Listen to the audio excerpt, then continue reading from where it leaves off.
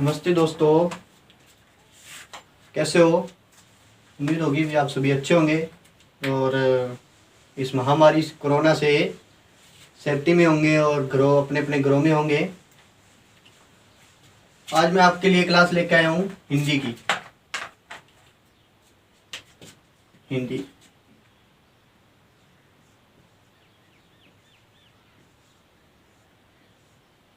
कल ही किसी की डिमांड आई थी भी हमें हिंदी भी कराई जाए, जीके, ज्योग्राफी, पॉलिटिकल और रीजनिंग, राजस्थान जीके।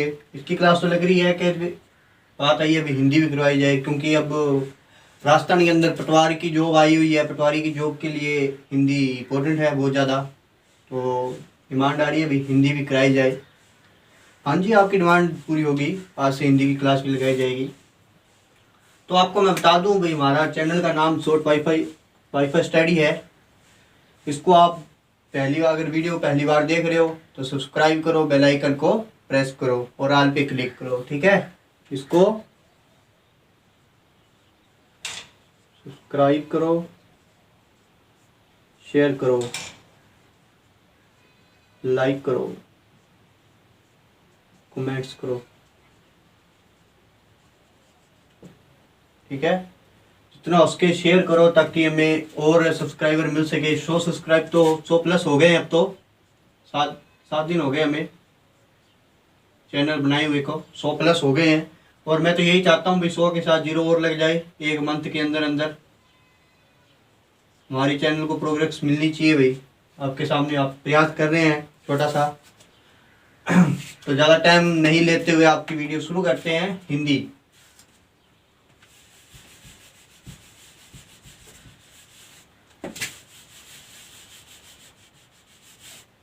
हिंदी हिंदी के अंदर आपको आज कराएंगे उपसर्ग। क्या होता है उपसर्ग, इसके बारे में आपको बताएंगे। वह शब्द जिसका कोई विभाजन ना हो और सीधा प्रयोग भी ना किया जाए, मतलब सीधा उसका प्रयोग भी नहीं ना किया जाए, किसी शब्द के आगे लगकर उसके अर्थ में अंतर प्रकट कर दे, उसे क्या कहते हैं भी, उपसर्ग कहते हैं। किसे कहते हैं भी, वह शब्द जिसका कोई विभाजन न किया जाए और किसी शब्द के आगे लगकर उसके अर्थ में परिवर्तन कर दे, उसे क्या कहते हैं भी, उपसर्ग कहते हैं। मतलब परिभाषा नोट कर लेना, परिभाषा। वह शब्द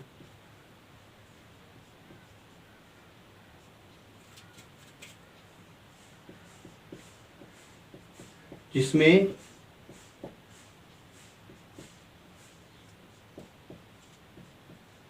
विभाजन न हो सके, जो किसी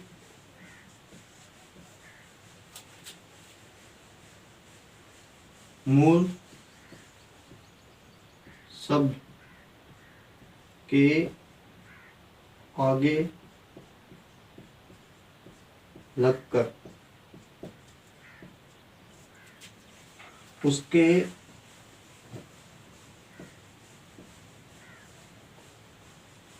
मूल अर्थ में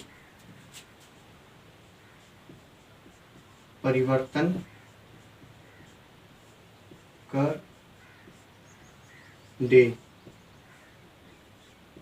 उसे उपसर्ग कहते हैं। लग गया पता। वह शब्द जिसमें विभाजन न हो सके, जो किसी मूल शब्द के आगे लगकर उसके मूल अर्थ में परिवर्तन कर दे, उसे उपसर्ग कहते हैं। यह इसकी परिभाषा है भाई उपसर्ग की। ध्यान से देख लेना। वह शब्द जिसमें विभाजन न हो सके, जो किसी मूल शब्द के आगे लगकर उसके मूल अर्थ में परिवर्तन कर दे, उसे उपसर्ग कहते हैं। याद रखना इस बात को और नोट कर लेना। अब जैसे एग्जांपल ले लो, एक मैं आपको बता दूं, जैसे उपसर्ग, इसको ले लो, उपसर्ग।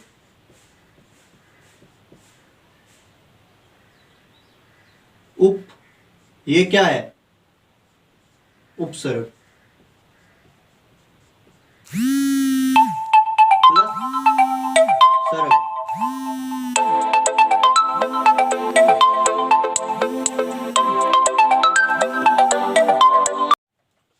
थोड़ी टेक्निकल प्रॉब्लम आ गई थी, किसी की कॉल आ गई थी, सॉरी, माफी चाहता हूं।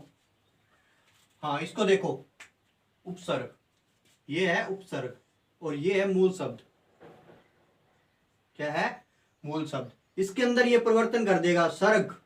सर्ग, सर्ग मतलब कि सर्ग का रूप ले लो, मान लो सर्ग, और इसके अंदर ये प्रयत्न कर देगा, इसको जोड़कर उप सर्ग, इसके साथ जुड़ गया। तो इसके अर्थ में क्या कर दिया भी इसने? परिवर्तन कर दिया, इसके ऊपर लग गया। ठीक है, इसी प्रकार इसके आगे अपने कुछ उदाहरण करता हूं, मैं बता देता हूं आपको। एक इंपॉर्टेंट बात बता दूं भाई, उपसर्ग उपसर्ग के कितने भेद होते हैं? कराएंगे भैया आपको, पूरी डीप से करवाएंगे, ऐसे नहीं है ऊपर से ही, जैसे जहाज जाता है ना, बादलों के ऊपर से जाता है, ऐसे नहीं अपने जाएंगे, अपने डीप जाएंगे, नीचे गहराई में जाएंगे। उपसर्ग कभी देख लेना, उपसर्ग सीधा बताएंगे, ये परिभाषा और 3-4 उदाहरण करवा दिए, उपसर्ग कंप्लीट। फिर करवा देंगे वो प्रत्यय वगैरह आगे। ठीक है, आपको ऐसे नहीं करवाएंगे। उपसर्ग, उपसर्ग के 3 भेद होते हैं। संस्कृत के उपसर्ग,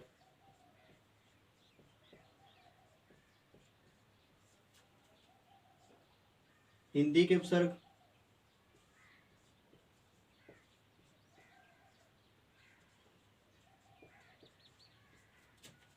उर्दू या विदेशी के उपसर्ग।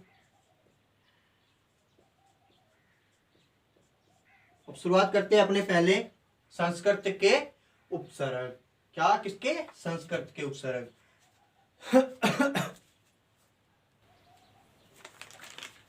कुछ उदाहरण मेरे लिखे हुए हैं, उदाहरण वही करवाएंगे जो आपको आएंगे। ठीक है, उदाहरण लिख रखे हैं मैंने, करवा देते हैं आपको।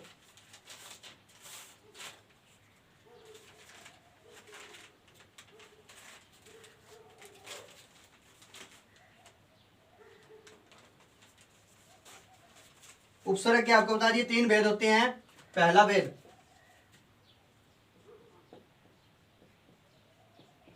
संस्कृत के उपसर्ग, मतलब संस्कृत के वह शब्द जिसका विभाजन नहीं हो सकता, वह हिंदी में प्रत्यय के रूप में आकर उपसर्ग बन जाते हैं, वह क्या कहलाते हैं भी? संस्कृत के उपसर्ग कहलाते हैं। याद रखना, संस्कृत के सभी उपसर्ग तत्सम शब्दों के साथ हिंदी में प्रयुक्त होते हैं, मतलब वह शब्द जो उसके विभाजन नहीं हो सकता, वह उपसर्ग में हिंदी में आकर प्रत्यय के शब्द में साथ जुड़कर प्रयुक्त होते हैं। अब आपको मैं करवाता हूं, जैसे इसके उदाहरण ले लो अपने।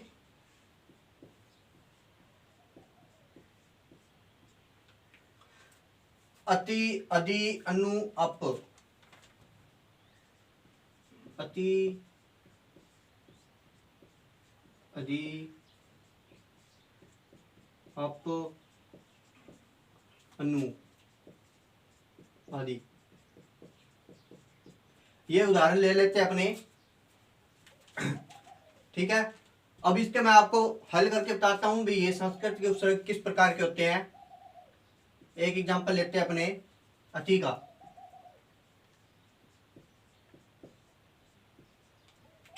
अति का सही अर्थ क्या होता है? ऊपर, अधिक,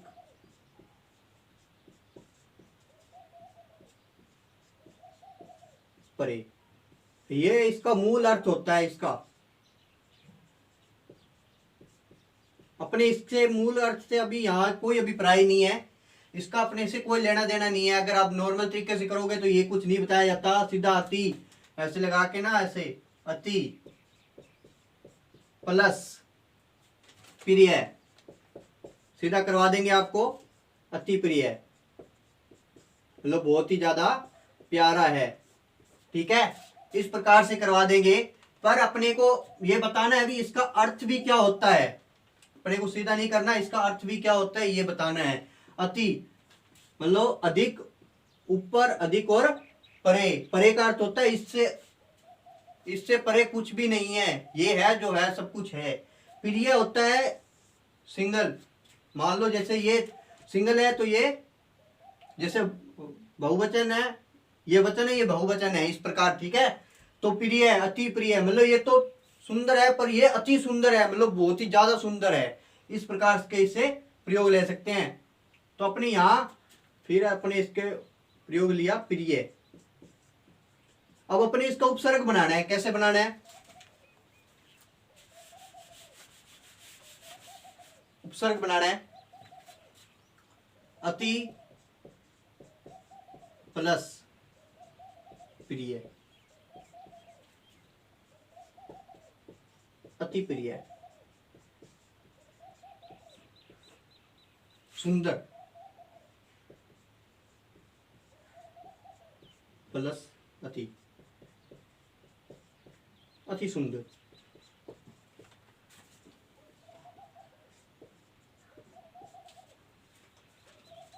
ठीक है, अब एक और लेते हैं,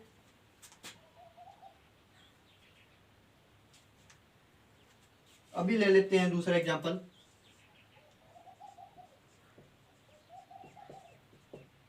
बी प्लस अभी, अभी का मूल अर्थ क्या होता है, पास, सामने, पास या सामने, प्लस मान, क्या बन गया, अभी प्लस मान।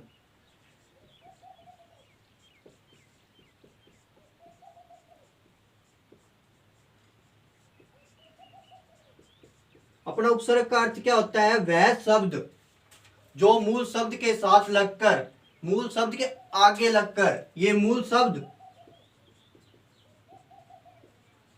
मूल शब्द के आगे लगकर उसके अर्थ में प्रकट कर देना, उसके अर्थ में प्रकट कर देना क्या कहलाता है, भी उपसर्ग कहलाता है।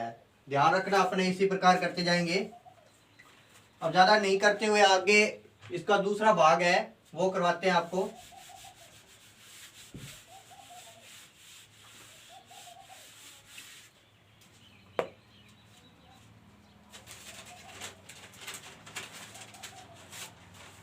हिंदी के उपसर्ग,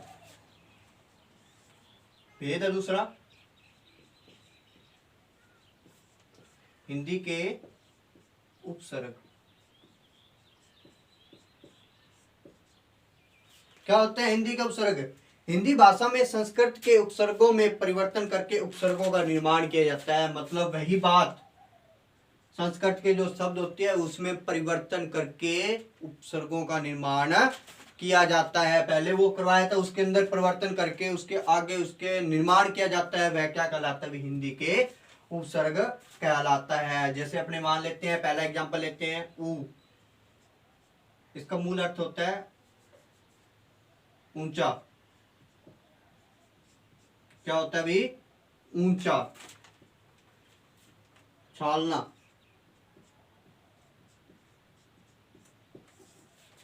छालना। अब इसको अपने उपसर्ग बनाना है, क्या बनाना है, उपसर्ग, ऊ प्लस छालना। छालना तो आपको पता होता है, वो कणक को जब अपने या किसी चीज को साफ करते हैं, जाली सा होता है, उसको क्या कहते हैं, छालना कहते हैं ना। इसका मूल अर्थ हो गया, आपको पता होगा। अब इसके मूल अर्थ में परिवर्तन करना है, कैसे करेंगे, उछालना, इसको आगे जोड़ दिया। उछालना तो होता है किसी चीज को साफ करना, अलग करना, पृथक्करण कहते हैं ना, पृथक्करण करना।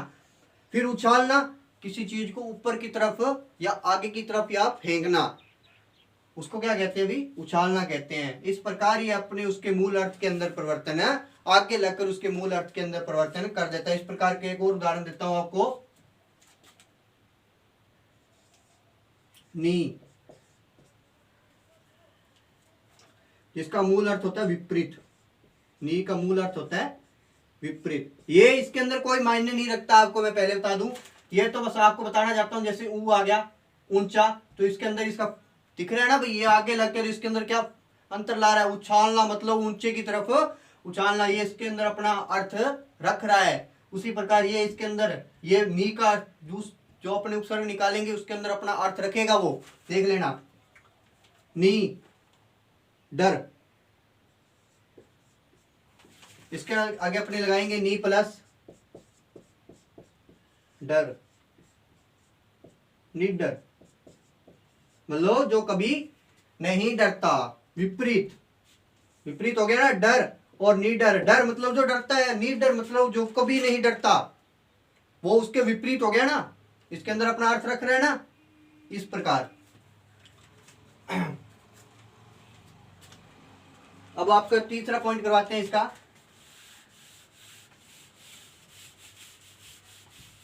उससे पहले मैं आपको याद करवा दूं, भाई हमारे चैनल का नाम शॉर्ट बाइक का स्टडी है, जिसको जितना हो सके शेयर करें, लाइक करें, कमेंट्स करें और सब्सक्राइब करें। जितना हो सके आप इसको शेयर करें, ताकि हमारे चैनल को और सब्सक्राइबर मिल सके और हमें मोटिवेशन मिल सके आगे न्यू वीडियो लाने के लिए, ठीक है। इसी प्रकार हमारा हौसला मिलता रहेगा। ज़्यादा समय नहीं लेते हुए आपकी तीसरा पॉइंट करवाता हूं मैं, जो है उर्दू या विदेशी के उपसर्ग।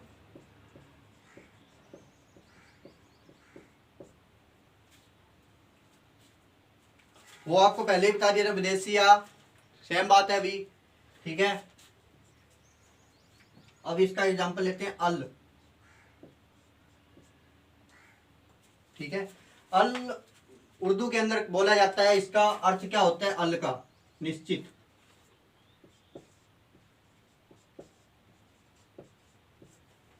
जैसे अपने कह देते हैं ना, ये चीज तो निश्चित है भाई, ये कभी नहीं हिलेगी, वैसे वो कहते हैं ये चीज तो अल है, ये कभी नहीं हिलेगी। उसी प्रकार ये निश्चित के शब्द स्थान पे अल का प्रयोग करते हैं।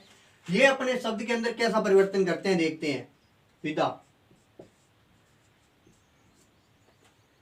ठीक है, अल प्लस विदा। अब अपने लगाते हैं,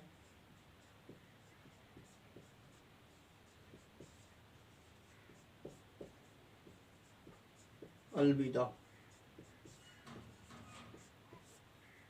ठीक है। ये अपने अर्थ के अंदर कर रहा है।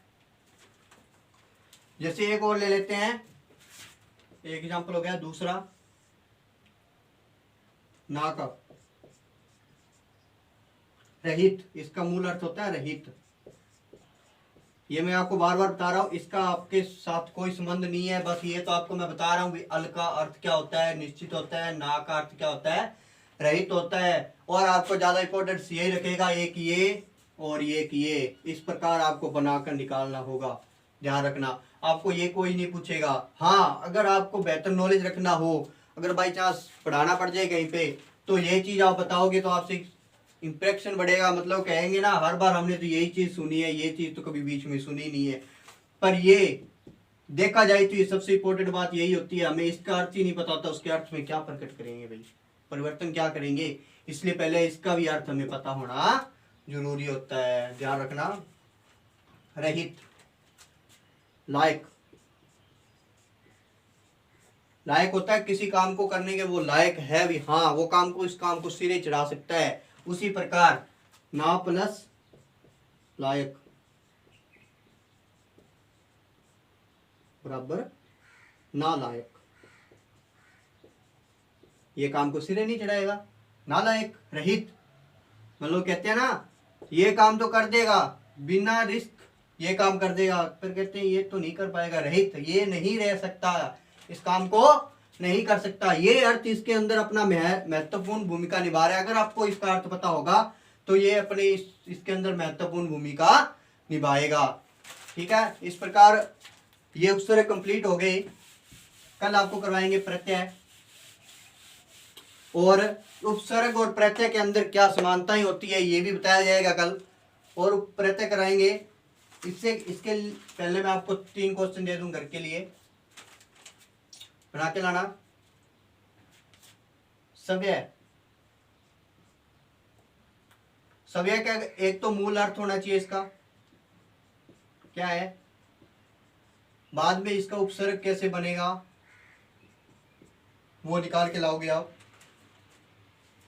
फिर दूसरा दे देता हूं आपको सह, सह का मूल अर्थ